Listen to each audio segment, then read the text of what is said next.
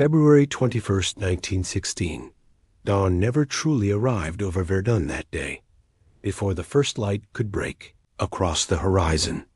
The French soil was already shaking as if something colossal tried to force its way up from beneath the earth.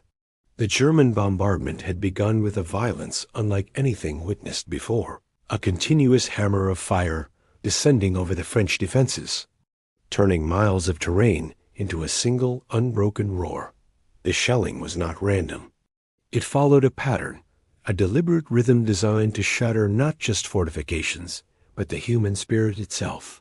For 9 hours, the guns spoke with mechanical fury. Over 1 million shells would fall before the day ended.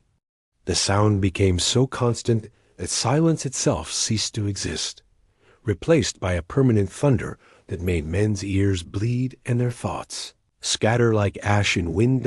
In the midst of that devastation, Étienne Caron crawled forward. There was no other way to move. Any attempt to stand meant instant death. The ground beneath him was hot, almost alive, pulsing with every impact of the artillery.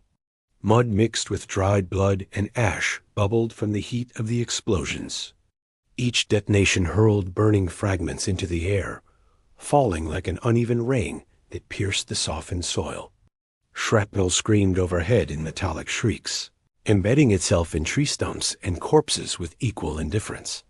The world around him had no defined shape. Smoke swallowed everything: the sky, the horizon, the trees, the bodies, the fear.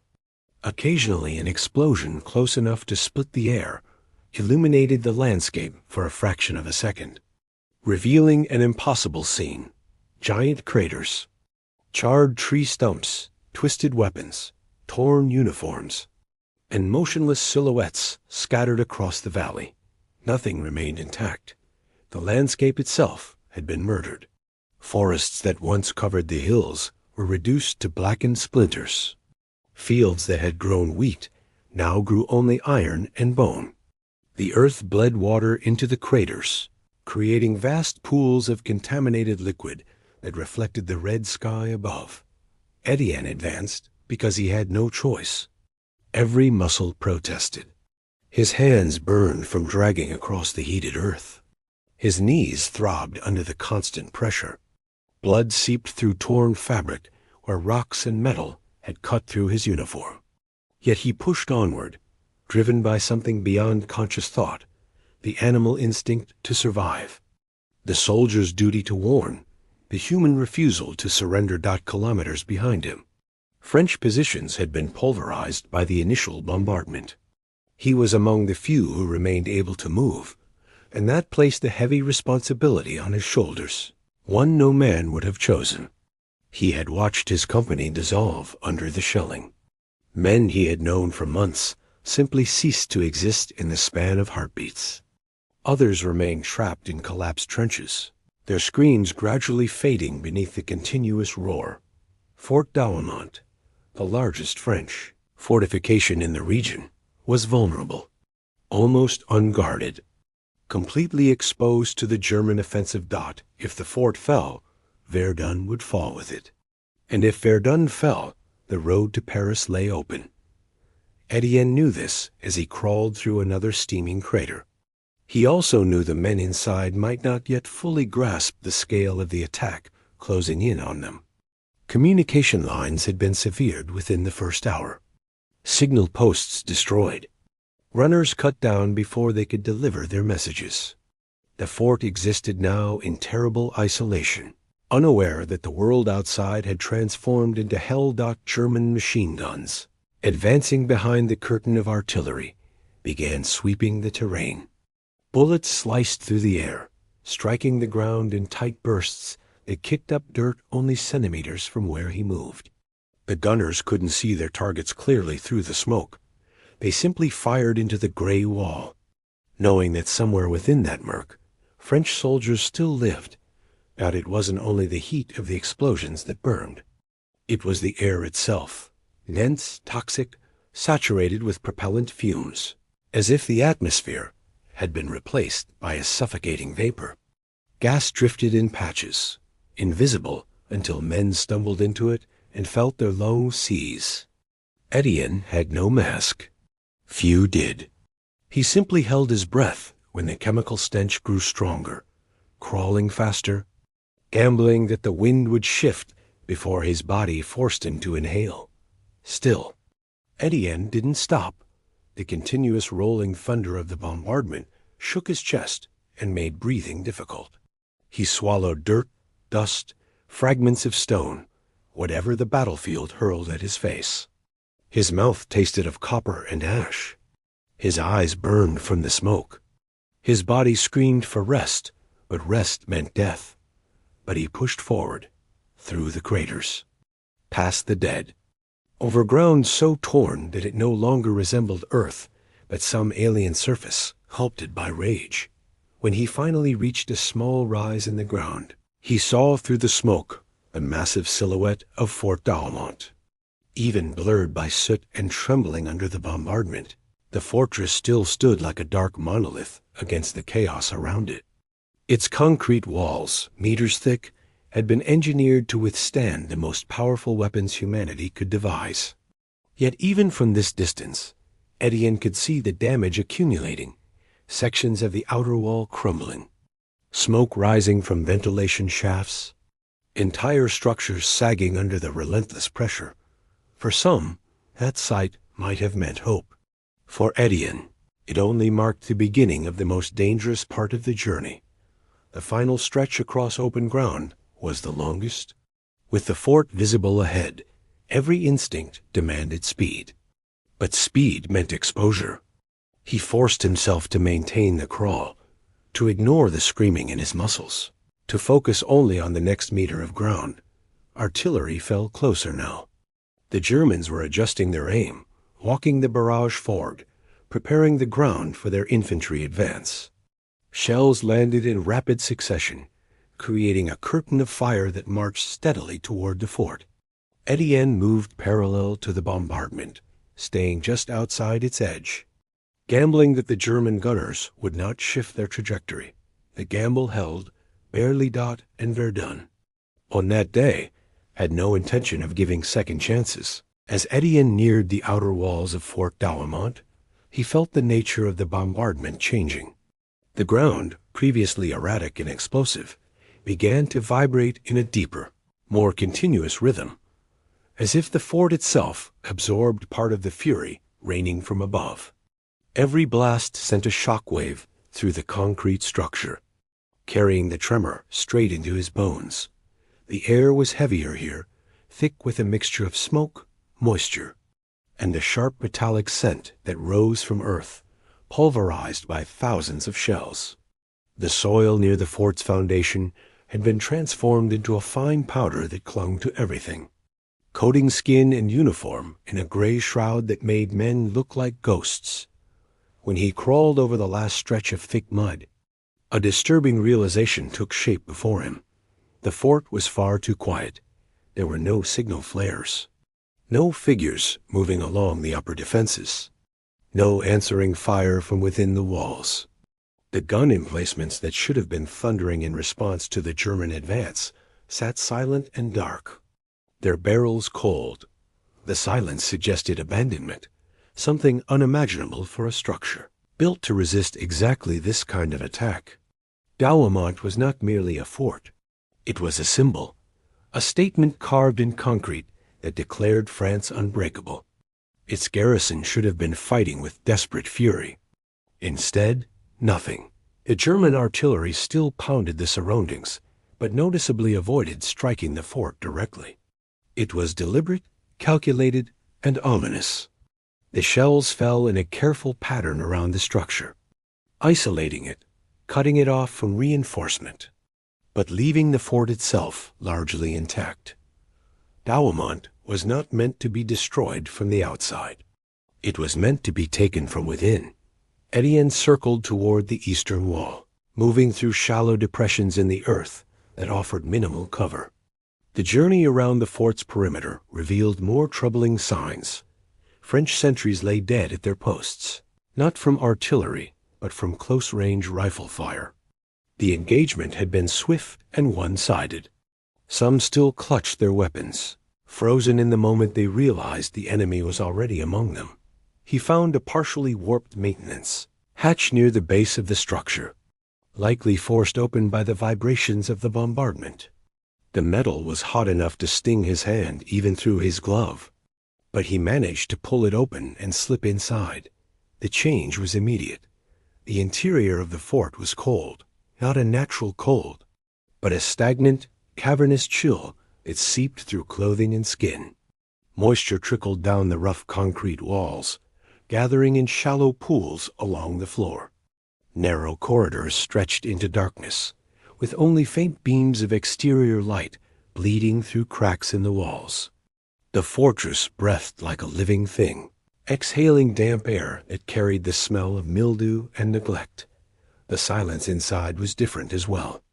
It had weight. It felt aware. The bombardment outside became a distant rumble, muffled by meters of reinforced concrete, transformed into a rhythmic pulse that seemed to come from everywhere and nowhere. As Étienne moved deeper into the fort, he began to see faint signs of recent activity. Boot marks in the dust, scratches along the walls, tools left on the ground as if dropped in haste. But none of these traces belonged to French troops. The pattern was wrong. The footprints too numerous and too organized for a garrison caught by surprise. Further ahead, something made him stop.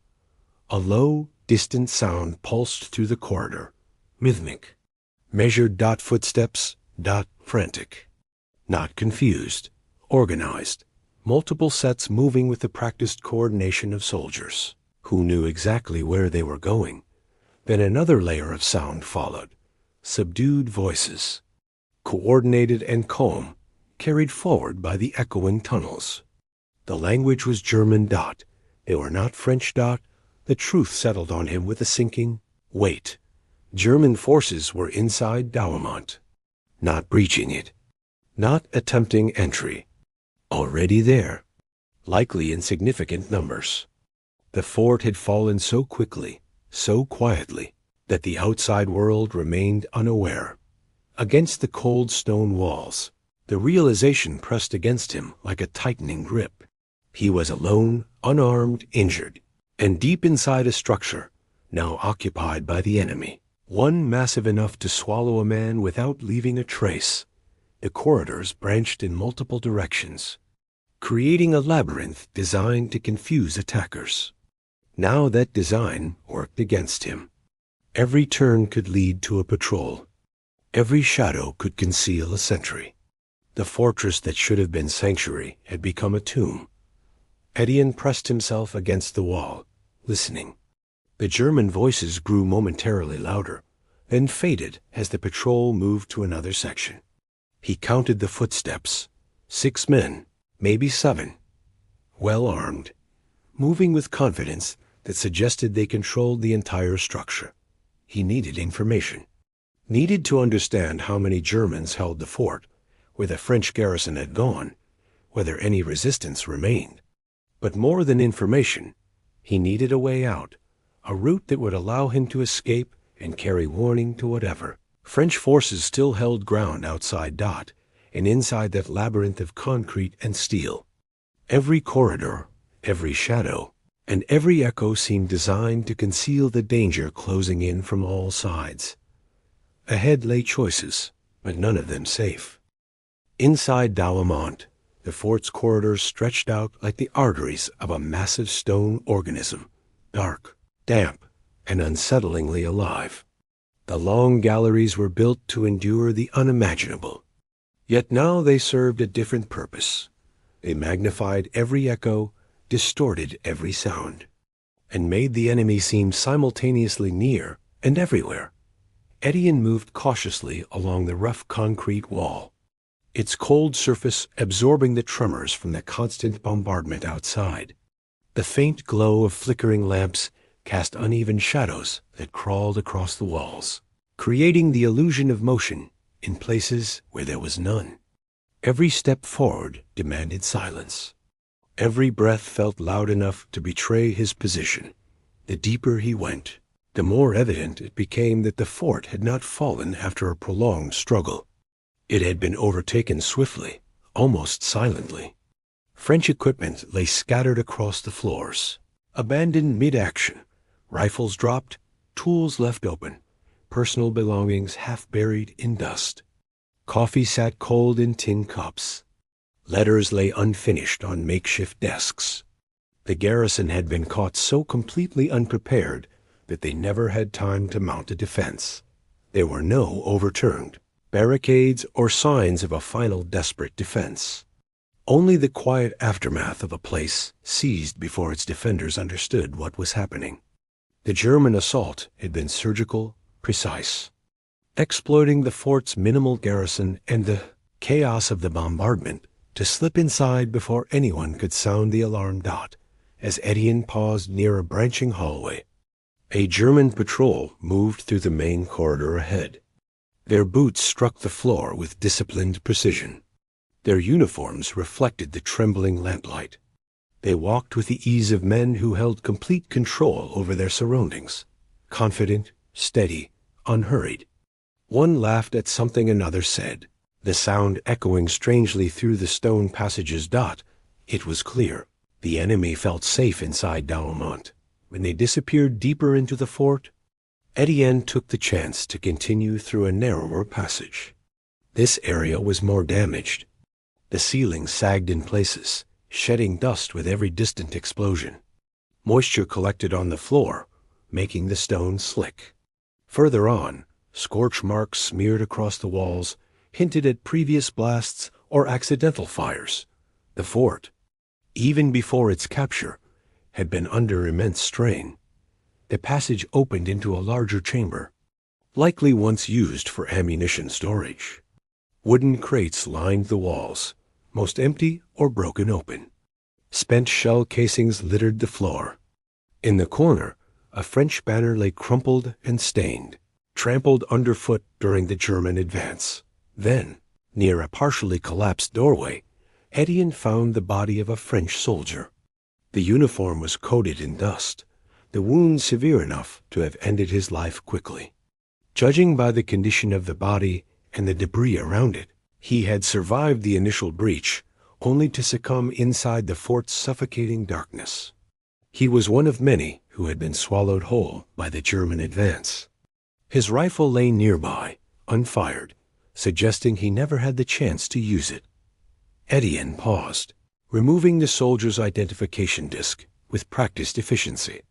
The man deserved to be remembered, deserved for his family to know his fate. The small metal disc went into Étienne's pocket alongside others he had collected during his crawl across the battlefield. Each one a life, each one a story that would never be fully told. Pushing deeper into the fortress, Étienne discovered another figure, this one still alive. A young French soldier lay slumped against the wall, one leg twisted at an unnatural angle, likely broken during the bombardment or a structural collapse. His breathing was shallow, his face smeared with soot and dirt. But his eyes remained open and alert, tracking the faint movements around him. The young man's hand moved weakly toward his rifle, then stopped when he recognized the French uniform. Relief flooded his features, followed immediately by pain as he tried to shift position. "Easy," Étienne whispered, kneeling beside him. "Don't move." The soldier's voice came out cracked and dry. "They're everywhere?" "The Germans. They came through the lower passages. We never saw them until—" He trailed off, grimacing. "How many of us are left?" Étienne had no answer to give. "Can you walk?" The soldier glanced at his shattered leg and shook his head. The presence of this wounded survivor revealed the grim truth. French soldiers had scattered through the fort during the surprise capture, but most had either fallen or become stranded in impossible positions. The Germans were now moving methodically, clearing each corridor, eliminating any remnants of resistance. The wounded would be found, and the Germans, in the heat of battle, were unlikely to show mercy to armed soldiers hiding in their newly captured fortress. As Étienne listened closely, a new sound reverberated through the fort. It was not artillery. Not footsteps, not voices. It was heavier, mechanical, a deliberate movement echoing through the stone corridors. Metal scraped against stone. Something large was being wheeled through the passages, its weight evident in the grinding sound it produced, the kind of sound that preceded a weapon built specifically for confined spaces. Flametthrower. Its approach vibrated through the floor and walls, a low, ominous growl that left no doubt about its purpose. The enemy was preparing to burn through each chamber, flushing out anyone still hiding in the shadows of Douaumont. The weapon was designed precisely for this, clearing fortifications room by room, eliminating any possibility of ambush or resistance. The fortress had ceased to be a sanctuary long before Étienne arrived. Now it was turning into a trap, one where fire, smoke, and darkness erased the line between survival and oblivion.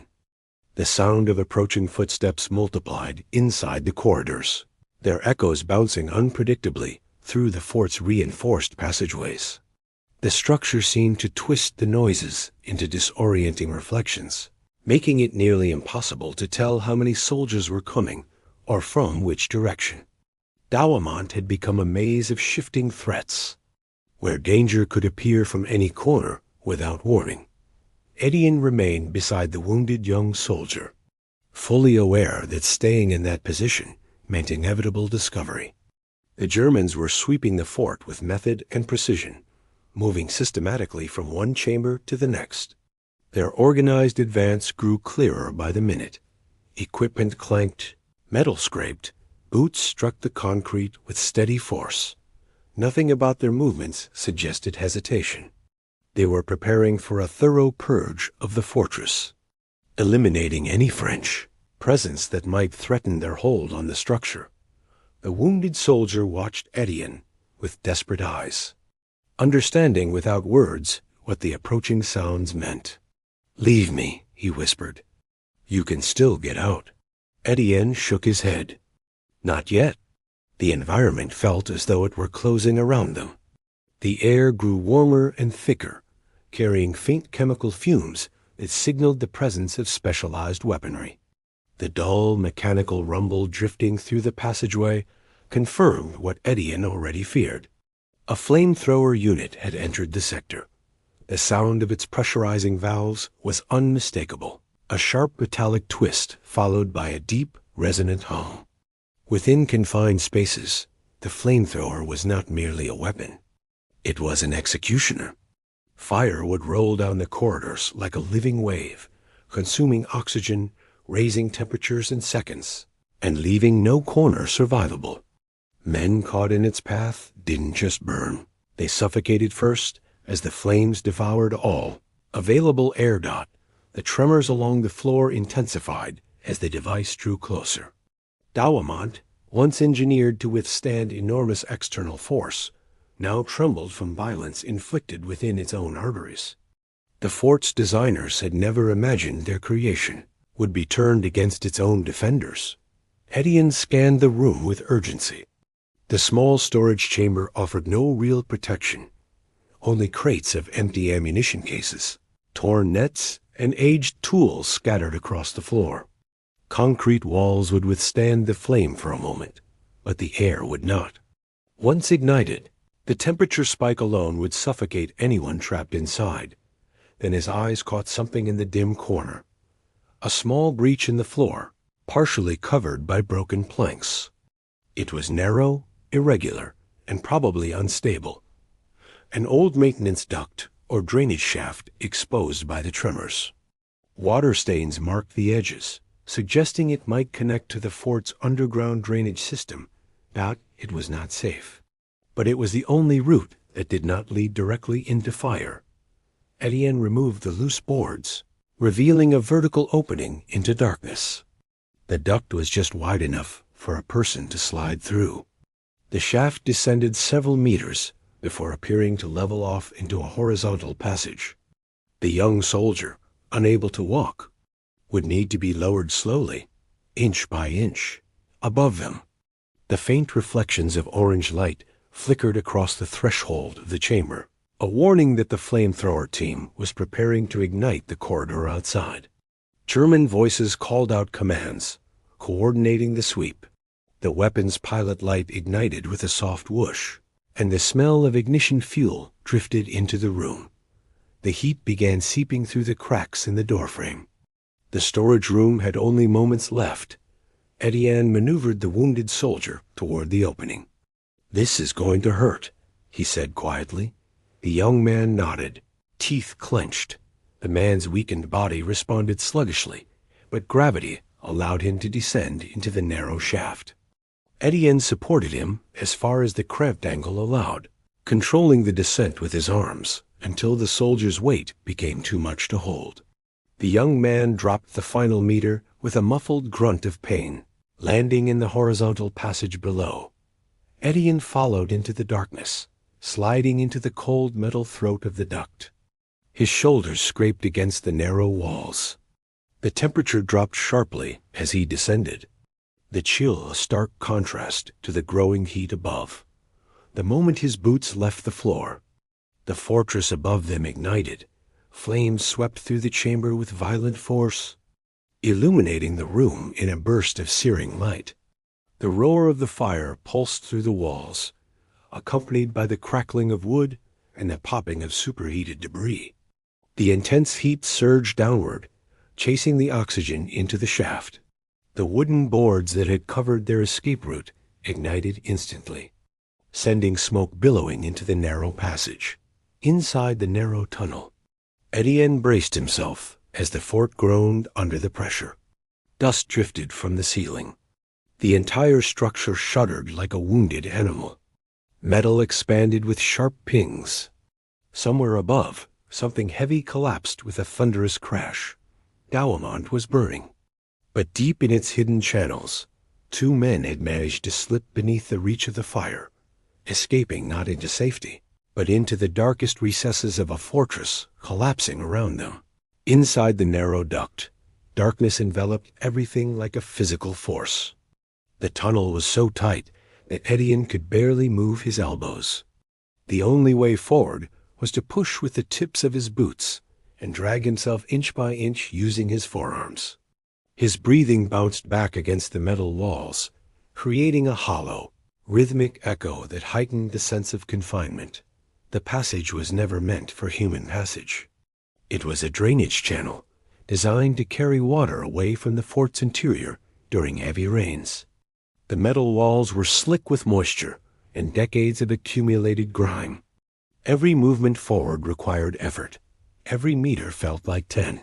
Behind them, Douaumont roared. The flamethrower unleashed sheets of fire into the corridor above, and the sound vibrated through the stone like the growl of some mechanical beast. Waves of heat pulsed downward through the cracks, bringing with them the acrid smell of burning fuel, scorched concrete, and the suffocating reek of molten debris. The Germans were thorough, ensuring that nothing living remained in the chambers they cleared. The fort groaned under the pressure. Metal expanded. Wood cracked. Concrete chipped and spat dust into the duct. Somewhere in the distance, a section of ceiling collapsed with a sound like breaking thunder, sending vibrations through the entire structure, even removed from the direct flames. The temperature in the narrow space began to climb. Sweat formed instantly on Étienne's face, mixing with dirt and soot until it ran in thick, dark streaks. Each breath tasted of dust and hot iron. The air itself seemed to thin, pulled upward by the fire's hunger. Ahead of him, the wounded soldier moved only when Étienne pushed gently against his boots. The young man's body sagged frequently, threatening to halt their progress completely. The heat chasing them from above made hesitation impossible. The fire, starving for oxygen, consumed the air in violent bursts that stole what little breath the duct contained. "Keep moving," Étienne urged, his voice barely above a whisper. "Don't stop." The soldier groaned in response, but continued dragging himself forward. The tunnels loped downward, then twisted abruptly to the right. Étienne followed its curve carefully, his fingers scraping along the metal walls for guidance. The space narrowed further, forcing him to flatten himself completely. Dust shook loose from the ceiling each time the fort trembled under the bombardment or under the spreading fire. Time lost all meaning in the darkness. They could have been crawling for minutes or hours. The only certainty was the burning in their muscles and the gradual cooling of the air as they descended deeper beneath the fort. The deeper they moved, the more the temperature changed. The heat behind them remained oppressive, but a faint, cooler current of air drifted from ahead, subtle but undeniable. It carried hints of damp earth and open space, suggesting that the duct connected to an older drainage or ventilation channel leading closer to the surface. That current of air became their guide, the only promise that somewhere ahead lay escape. The rough metal beneath their bodies began to slope upward, and the tunnel ended in a small vertical shaft. Above, filtered daylight pushed weakly through a narrow opening, its pale glow cutting a break in the darkness. Dust and ash swirled within the beam, drifting like tiny embers suspended in cold air. The shaft was partially blocked by debris, broken planks, chunks of concrete, and twisted metal that had fallen during the bombardment. But the opening remained, and through it came fresh air, cold and clean. Étienne maneuvered the soldier upward first, guiding him with slow, controlled movements so the injured leg wouldn't catch on the jagged edges. The young man's arms trembled as he pulled himself through the gap, inching toward the faint light. Blood from his wounded leg left smears on the metal. Étienne braced him until he disappeared into the surface beyond. With his last reserves of strength, Étienne pushed himself upward and reached for the rim of the opening. The cold air brushed against his skin, a stark contrast to the suffocating heat below. His fingers found purchase on rough stone. His arms, screaming in protest, pulled his body through the narrow gap dot as he climbed through. The interior of the fort shuddered violently behind him, a final reminder of the inferno sweeping through Douaumont's corridors.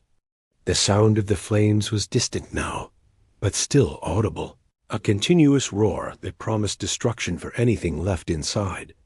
They had escaped the flames, but above ground waited a landscape of devastation, so vast that survival would demand yet another struggle. Verdun did not end where the fire stopped. As Étienne pulled himself out of the narrow shaft, the world above unfolded like a vision torn from another reality. The ground around Fort Douaumont no longer resembled terrain. It was a shattered wasteland shaped by months of relentless bombardment. The landscape rippled with craters large enough to swallow entire squads. Charred tree remnants protruded from the earth like skeletal remains of a forest long dead.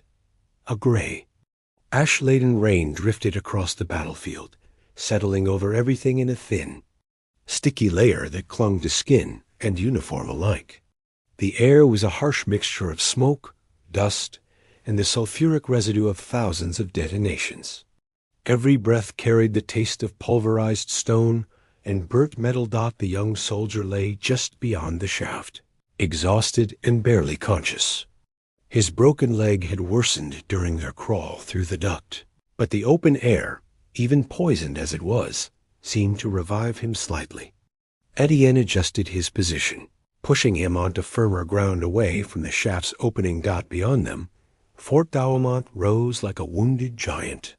The massive concrete structure remained standing, yet it no longer resembled a fortress. Smoke leaked through shattered seams and ruptured vents. Entire sections trembled under the internal fire coursing through its galleries. It looked less like a defensive stronghold and more like the burned-out core of some dying machine. Further out, the battlefield stretched into a horizon of devastation. Ridges flattened, ravines created where none had existed before, fields erased into mud and ash. Distant explosions continued to rumble, rolling through the valley like the beat of a monstrous heart that refused to die. The bombardment had moved forward, following the German advance, but its effects remained visible everywhere. Craters overlapping craters, debris scattered across impossible distances. The very earth transformed into something alien and hostile as Étienne surveyed the carnage. Faint movement caught his attention. A small group of French soldiers, scattered survivors from different formations, advanced through a shallow depression in the ground. Their uniforms were stained with mud and soot. Their steps were unsteady yet relentless. Even under the weight of exhaustion, they moved with the instinctive discipline born from prolonged survival. They were heading away from Douaumont, retreating toward whatever defensive line remained intact. The sight of them meant hope, not of victory, but of continued existence, of finding others who still fought, of rejoining the battle rather than dying alone in the wasteland. Étienne gathered his remaining strength and lifted the wounded soldier onto his shoulder. The young man groaned, but did not cry out, understanding that noise could draw enemy fire. His weight pressed down on Étienne's injured body, adding to the burden of exhaustion that already threatened to collapse him completely. The journey across the cratered terrain was agonizing. The mud sucked at his boots, debris shifted beneath his feet, and every distant shockwave forced him to brace for balance. But step after step, he pushed forward, closing the distance between himself and the wandering group of French survivors. The landscape fought him at every meter. What looked like solid ground gave way into hidden pockets of water. Debris concealed beneath mud caught his feet and threatened to send him sprawling. The weight on his shoulder grew heavier with each step, as though gravity itself conspired to drag them both down into the earth. When at last he reached them, several soldiers moved to assist the injured man. They lifted him carefully, carrying him toward a makeshift shelter against the rim of an old trench. Their movements were slow but practiced. Men who had spent too long saving whoever remained alive. They asked no questions, offered no words of greeting. In Verdun, survival spoke louder than any conversation. Freed of the burden, Étienne's legs finally gave out. He fell to his knees in the mud, chest heaving, his entire body trembling under the weight of exhaustion. He looked up toward the sky, a sky tinted red by distant blasts and grayed by drifting smoke. Above him, the world felt both impossibly vast and crushingly heavy. One of the soldiers offered him water from a dented canteen. Étienne drank deeply, the liquid washing away some of the dust and blood that coated his throat. "Douaumont?" the soldier asked quietly. Étienne nodded. "Fallen. Germans hold it." The soldier's face darkened, but he showed no surprise. "We feared as much. The entire line is collapsing." Douaumont still burned behind him. Verdun still thundered, but he had crossed through fire, darkness, and confinement to reach this moment. There was no triumph here. Only survival, fragile, improbable, and purchased at the highest cost. In that shattered landscape, Étienne remained alive when almost everything else had been consumed. He was one of the few who had escaped the bowels of a fortress that sought to entomb him. One of the few who had crawled through the inferno and emerged to witness the last dim light of Verdun's day. A man who had crossed the line between death and existence and carried the weight of the story that followed. The battle for Verdun would continue for 10 more months. Hundreds of thousands would die in the struggle for these few kilometers of devastated earth. Fort Douaumont would change hands again before the battle ended. But on this day, in this moment, one soldier had survived when survival seemed impossible. And sometimes, in the midst of absolute destruction, that was enough.